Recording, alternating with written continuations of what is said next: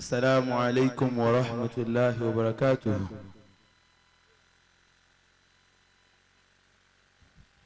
أعوذ بالله من الشيطان الرجيم.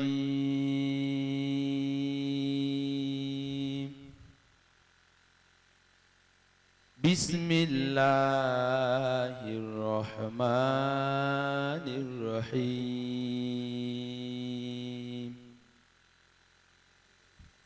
سنة الله التي قد خلت من قبل ولن تجد لسنة الله تبديلا.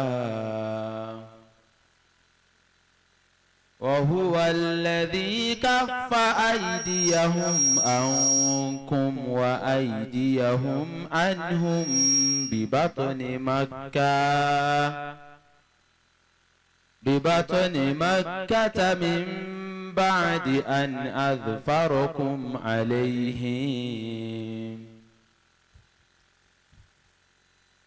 وكان الله عليما حكيما. إذ جاءهم من قبل ومن بعد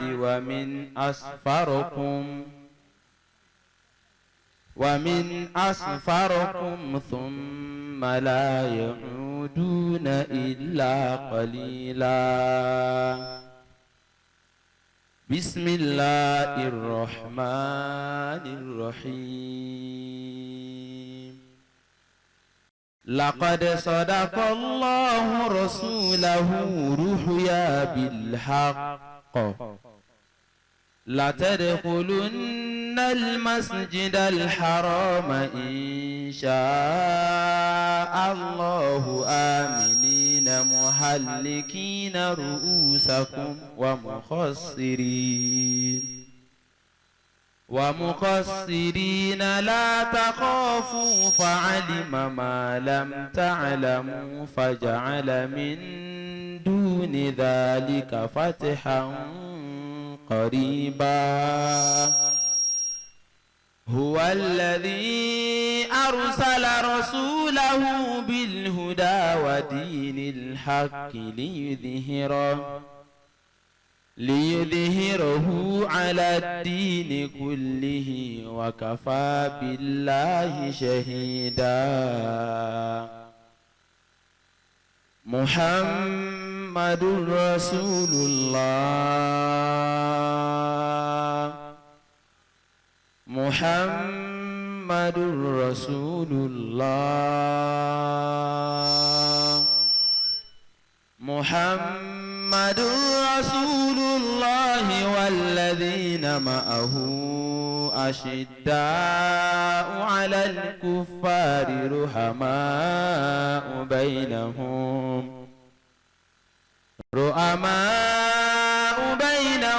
تراهم ركعا سجدا يبتغون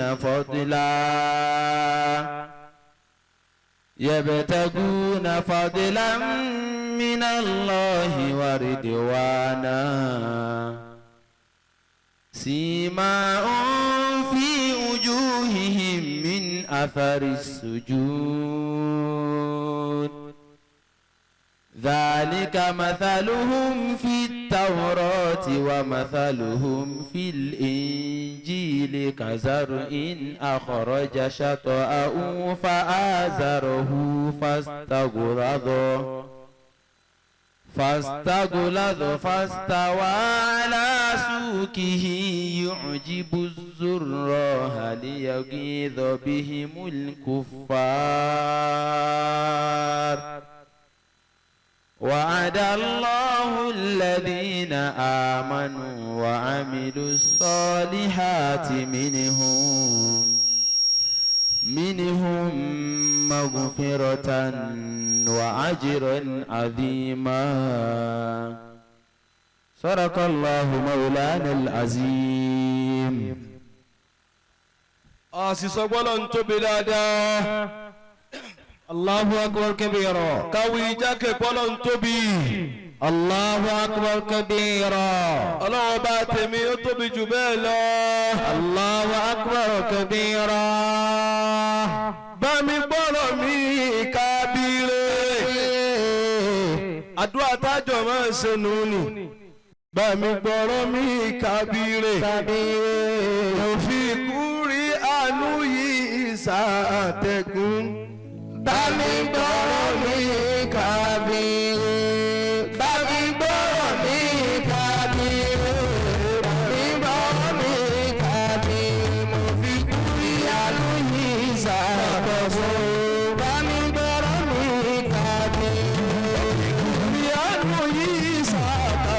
Bami barami kabiri, anu isa kaso. bami barami kabiri, Anu isa kaso. bami barami kabiri, Anu isa kaso. bami barami kabiri, Anu isa kaso. bami barami kabiri, Anu isa kaso. bami barami kabiri, Anu isa kaso. bami barami kabiri.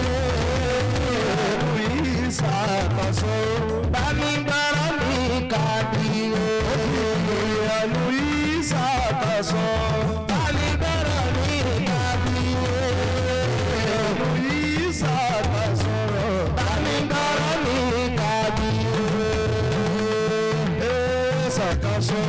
bami barami kabiri, Anu isa kaso.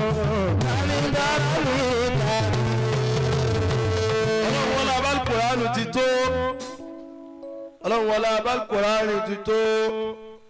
Kọ́ wọlé apẹ́ nìkan ò ní kí alùkùránù yóò ṣàwùsù yóò sì ṣe bísímìláì rahman rahim. Allah. Afa gbàtà jìlá dábì. Rahimahullahu ta'ala.